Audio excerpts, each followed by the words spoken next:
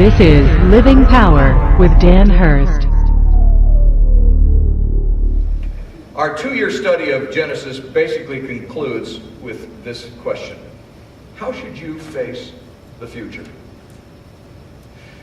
After all that's happened to you in your life, all of those things that have gone wrong in your life, all of those things that have seemingly fallen apart in your life, and sometimes you were able to pick up the pieces and move on. Sometimes you weren't. Sometimes you've got some battle scars to deal with. Some of you are walking with a limp because you met God in the crisis, but just like Jacob, when Jacob met God in the darkness and wrestled with him, he walked with a limp from that point on. Some of you are battle scarred and you're worn and you're weary. How should you face the future now? Based on what's gone on in your past, how can you face the future? Well, immediately the answer is warily.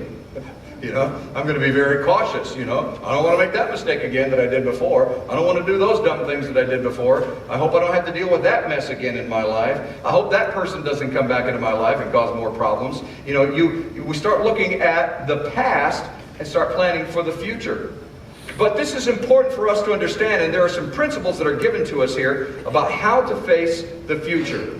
And interestingly, these answers that we discover in this exchange are some of the same principles that we've studied throughout Genesis. And the first one is that you need to make sure that you're right with God and others. As you face the future, it's important to make sure that that issue is settled, that you are right with God. And if there are other people involved in that you are in a position where you can get right with them, you're willing to get right with them if the right circumstances come along. We've studied the issue of forgiveness a number of times, and I want to mention something about that in just a moment. But hold on to that thought. Yeah, what about if somebody's done you wrong? What do you do then?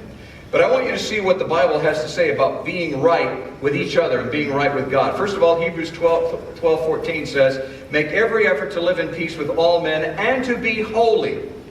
Without holiness, no one will see the Lord." Holiness is the word that you are set aside for God's purposes. That's the idea. Every one of you is holy, believe it or not. You are holy. You have been set aside for God's purposes. God designed you for His plan, for His purpose. He has a plan and a purpose for your life. That means holy. You are to be holy, set aside for God. Romans 14:19 says, "Let us therefore make every effort to do what leads to peace and to mutual edification." And then 2 Timothy 2:22 says, "Flee the evil desires of youth and pursue righteousness, faith, love, and peace, along with those who call on the Lord out of a pure heart." So the idea is that you are to make sure that you're right with God, and in so much as is possible to be right with other people in your life. But what if somebody has wronged you? What if somebody has done something and you have suffered the consequences of their sin? What if somebody has just been mean to you and taken advantage of you? How do you deal with people like that? How do you get forgiveness? Do you forgive them and move on? The Bible is very interesting when it talks about forgiveness. And it says that you should forgive each other.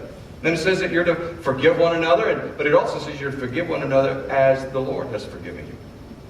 Well, how did the Lord forgive you? Did the Lord just forgive you even though you never asked for it? No. He offered the forgiveness, but you had to claim it.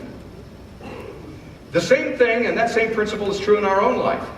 If somebody has wronged me, I need to get to the point in my life where I'm willing to forgive if that person is willing to ask for the forgiveness. So what it does is it's the same way that Christ forgave us. He was willing to offer the forgiveness. He did what He had to do so that He could forgive us. He was willing to forgive us, but we had to come to Him to ask for forgiveness. The same thing is true in your life. Somebody's wronged you, doesn't mean that you just say, "Oh, I forgive you," whether they want the forgiveness or not. That's not it. The Bible doesn't teach that.